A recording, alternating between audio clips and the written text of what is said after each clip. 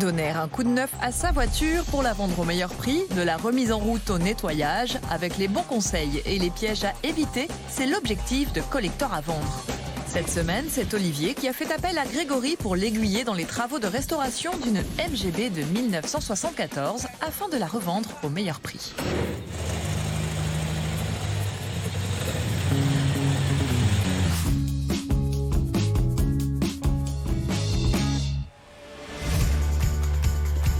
Ah, c'est une MGB et c'est une américaine. Alors on les reconnaît parce qu'elles ont les petits répétiteurs sur les côtés. C'était pendant très longtemps le cabriolet le plus vendu au monde. C'est une voiture que j'ai achetée en 2004. Je l'ai achetée avec l'aide de mon cousin à l'époque. Je venais de commencer à travailler, donc premier achat plaisir à l'époque.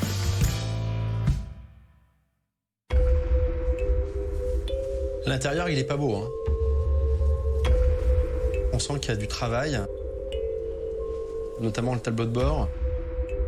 À voir comment elle roule. Non, ça présente vraiment pas bien. Je viens d'avoir une petite fille, donc c'est vrai qu'à 3 aujourd'hui, ça devient compliqué de s'en servir. Et c'est la raison pour laquelle je veux la vendre. Donc j'espère pouvoir la vendre 20 000 €. En 20 000, ça me paraît peut-être un peu haut. Après, les cotes ont vraiment explosé. Clairement, il n'y a pas de spécialistes qui ont travaillé sur la voiture depuis qu'on l'a achetée. Et aujourd'hui, pour la vendre, il faut la valoriser. Et la raison pour laquelle je fais appel à Grégory, c'est que je veux un spécialiste qui soit capable de me dire voilà ce qu'il faut faire pour la revendre au meilleur prix.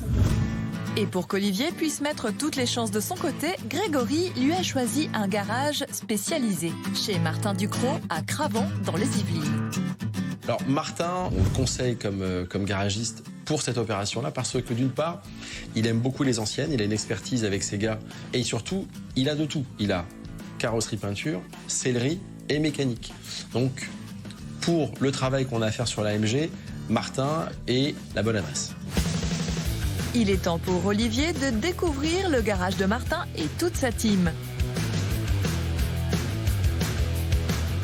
Voici donc Mathieu le sellier, Marc le mécanicien, Christophe le carrossier et Stéphane le chef d'atelier. Je suis un vrai nul en mécanique, donc j'ai acheté ça avec mon cousin qui s'y connaissait un petit peu et qui m'a un petit peu conseillé. Elle n'a pas vraiment été entretenue, c'est-à-dire qu'on a fait le minimum, on a fait les freins, on a eu quelques trucs sur les amortisseurs, etc. C'est sympa pour se promener, mais c'est vrai que j'ai eu du mal à aller à plus de 100 km/h. Non, ça c'est pas normal. Si elle dépasse pas les 100, c'est qu'il y a un problème de carburation, il y a un problème moteur. Une chose est sûre, c'est que déjà elle tourne pas sur 4 cylindres ta voiture. Donc c'est peut-être là où est ton principal problème. D'accord. Des 100 km/h. Moi, ce que je vois, c'est que c'est typiquement une voiture de particulier. Donc toi, tu t'es habitué à l'œil à ses défauts. À l'intérieur, effectivement, je pense qu'il y a un petit peu de travail. Ouais, ça a été un peu rafistolé, Olivier. Ah non, mais il y a du scotch sur les panneaux de porte. Je pense que son cousin est peut-être très sympa, mais il est peut-être pas mécanicien. Le budget que je me suis donné pour la restaurer, c'est quelque chose comme 5 000 €. 5 000 € si on fait un car staging. On ne parle pas de restauration. C'est beaucoup d'argent dans l'absolu et ça représente une part conséquente de la valeur finale de la voiture. Je pense que ta fourchette est bonne. Mais on va vite les manger, les 5 000 quand même. Il va falloir qu'on fasse des choix. Tu es prêt? Allez, c'est Pas parti. trop stressé? Bah écoute, on va Là, voir. ça hein. peut être une vraie mauvaise surprise. Ça peut être malin. Alors, vu que la voiture n'a pas vu de spécialiste pendant 15 ans, j'ai très peur au niveau des sous-bassements, la corrosion. S'il n'y en a pas, on est chanceux, mais j'ai des doutes.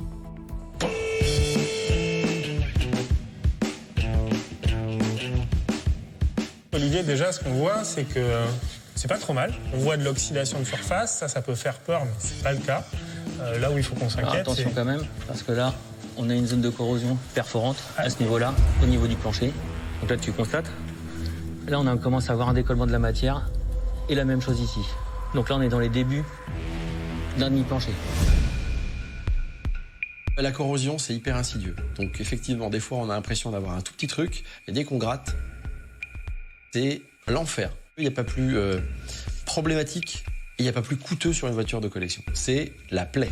Et ça, c'est les frais en plus, du coup. C'est fatalement un poste qui va être une partie prépondérante de ton budget. Tu vas t'apercevoir que la structure de ce plancher-là n'est pas bonne et va nécessiter son remplacement. Après avoir étudié la voiture sous toutes les coutures, T'as une pomme de pain là-bas.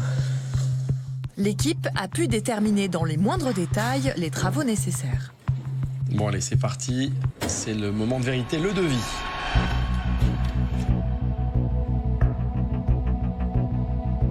Ton moteur tourne mal parce qu'il a été mal réglé. Tu tournais sur 3 cylindres. Donc à partir de là, on est obligé de refaire la carburation et de refaire l'allumage. Donc on a le remplacement du plancher et le plancher en lui-même. Et ensuite, en sellerie, la moquette, on en a parlé tout à l'heure. On arrive donc à un total de 6 732 € et 66 centimes. C'est de l'argent, hein. Ça commence à faire beaucoup d'argent. D'accord, donc on est quand même un peu au-dessus du budget que je m'étais fixé, quoi. Le budget que tu t'es fixé, je pense que tu te l'as fixé en fonction de ce que tu as vu. 1700 €, ça c'est en fait la mauvaise surprise du plancher. Malheureusement, c'est une surprise pour nous et une mauvaise surprise pour toi. Et c'est ce point-là qui est malheureusement le plus important. Si on est sûr de pouvoir la vendre ensuite à, je dirais, peut-être dans ce cas-là, plus 18 000 €, je comprends que c'est le minimum qu'il faut faire en fait pour bien valoriser la voiture. C'est parti. Olivier, écoute, je pense que c'est la bonne décision. Il n'y a plus qu'à espérer de ne pas trouver d'autres défauts qui n'ont pas été pris en compte dans le devis. C'est à présent le moment pour toute la team de Martin d'entrer en piste. Première étape, Christophe et Mathieu déposent toute la partie sellerie.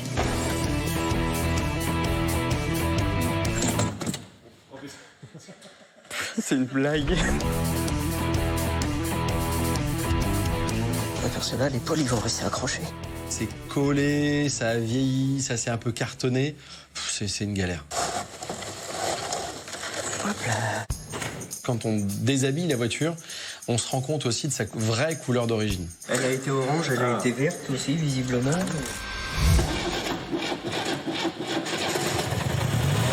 Allez, on va essayer de résoudre le problème. Pourquoi elle tourne sur 3 pattes? Là, je prends la compression pour voir si c'est le moteur ou si c'est un problème d'allumage. C'est parti. C'est bon. Il y avait 10 barres de pression dans le cylindre, donc ce qui est tout à fait correct. Donc c'est pas un problème moteur, c'est un problème d'allumage. Et là, pour le coup, Marc, le mécano, utilise un outil, voiture ancienne, équipement à l'ancienne, une lampe stromboscopique qui va vérifier le calage de l'allumage.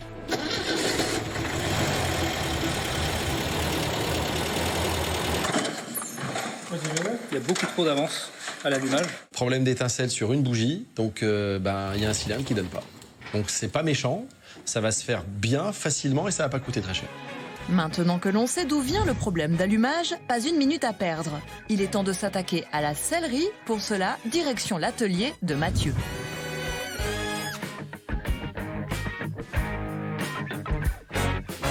Ce serait vraiment super si on arrivait juste à reprendre les coutures. Ah bah ouais, c'est pas craqué, c'est pas sec, c'est faisable. C'est juste les coutures qu'on lâchait, donc ça s'est décousu, il faut recoudre. Et donc ça c'est super parce qu'on va garder la patine et surtout on va pas devoir racheter une housse complète.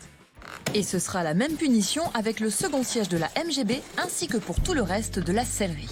Bon, Mathieu, c'est un type qui a le sourire, qui aime son métier, il a des mains en or, donc il va nous faire un bon taf.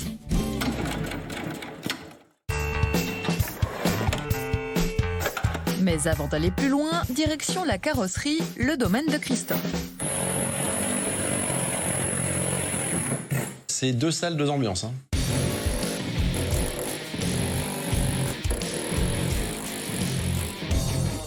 Ça fait vraiment ouvre-boîte. Hein.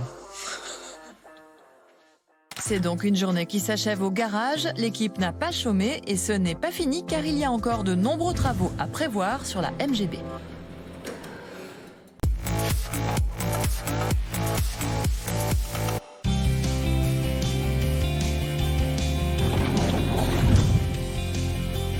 Salut les gars. Là, c'est le briefing du matin. Chacun va avoir son ordre du jour. Matt, tu me fais les panneaux de porte aujourd'hui. Ok, pas de problème. Chris, plancher. Et David, tu reposes des carbus. C'est bon pour vous? C'est bon pour nous. Allez, c'est parti les gars, au boulot. Pour cette deuxième journée de travail, c'est David, le chef mécanicien du garage, qui prend le relais. Après avoir contrôlé les joints et pistons, reste encore à procéder au réglage du moteur. Là, ici, il s'accélère. Là, il s'étouffe. S'il s'accélère, c'est qu'il est trop riche. S'il s'étouffe, c'est qu'il est trop pauvre. Ce qui est sympa, c'est qu'avec David, on a un cours de mécanique. Il explique un peu comment fonctionne le principe du carburateur et c'est le fameux réglage. Les anciens, les vieux mécanos faisaient ça à l'oreille. Et grâce à un bon réglage du moteur, l'allumage des bougies pourra se faire correctement et la MGB marchera à nouveau sur ses 4 cylindres. Prochaine étape, le plancher de la voiture, encore à l'état de gruyère.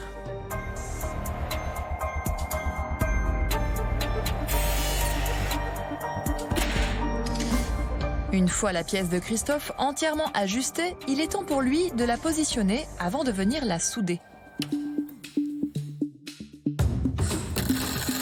Il fait les points de soudure et méthode classique, hein, à l'ancienne, quoi.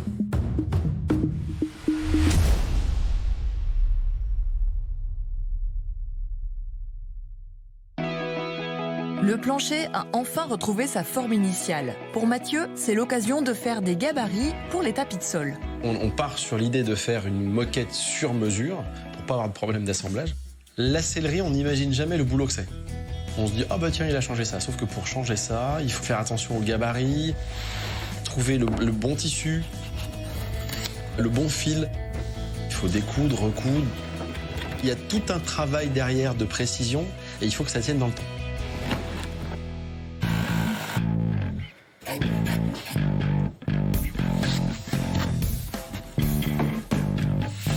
Là, on n'a fait qu'un seul siège, les moquettes sur mesure, les panneaux de porte.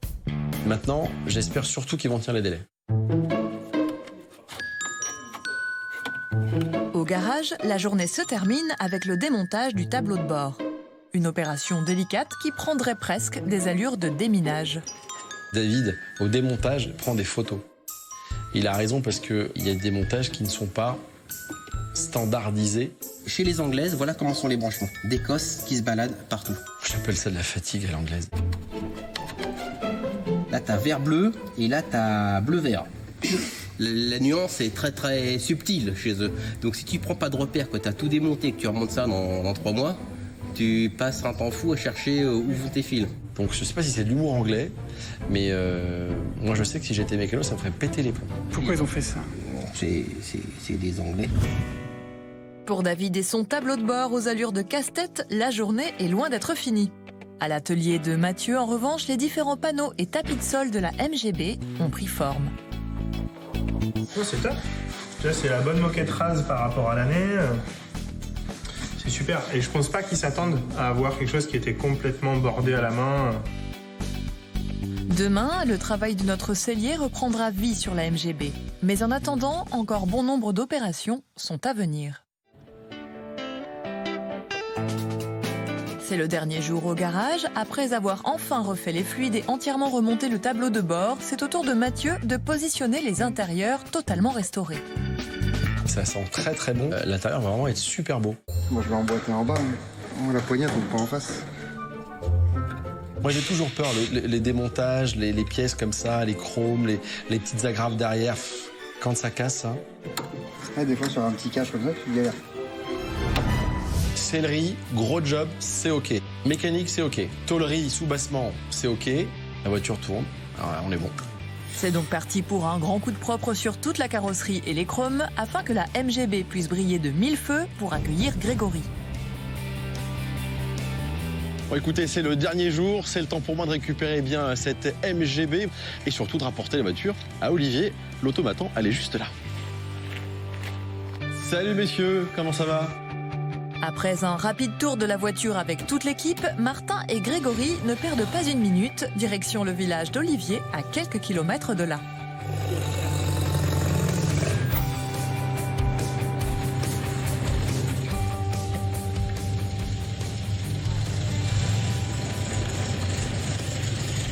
Elle est pas mal, non ? Elle est belle.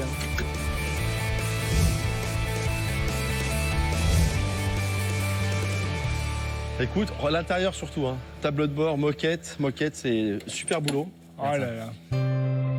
C'est magnifique. Hein. Elle est belle, hein.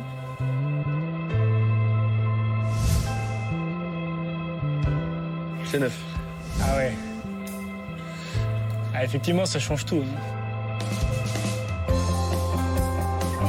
Ah, c'est super bon. Et tu peux maintenant poser tes pieds sereinement sur ton plancher. Donc ça, c'était vraiment sérieux. Oh bah, au contrôle technique, c'était mort. Tu passais pas. C'est impressionnant parce qu'il s'était vraiment cassé. Quoi. Olivier, tiens. Ta voiture, les clés. Ah. On l'a refait. On l'a refait. T'as vu? Ah, ça débarque direct. Ah, déjà. tout de suite. Impeccable.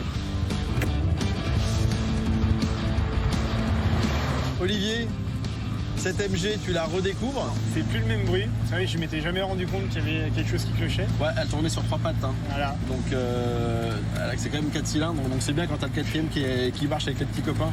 Non, elle marche bien. Elle est proprette. Là, l'intérieur, franchement, il est bien revenu. Ils ont fait un super boulot sur le tableau de bord. Le tableau de bord est magnifique. Et surtout, pour la vente, ce qui compte, c'est la première impression. Et au début de ta voiture, la première impression, elle n'était pas super. C'est le scotch, ça. C'est l'effet scotch. Alors, la surprise que Martin veut et va te faire, c'est qu'on va mettre ta voiture dans un showroom. Ah ouais. Un showroom de voitures anciennes. Et là, je pense qu'elle va partir toute seule. Ah ouais. Et elle va bien partir. Donc, il y a même le service après-vente. Exactement. Donc, j'ai envie de te dire, la mission est quand même bien accomplie. Bah, merci beaucoup.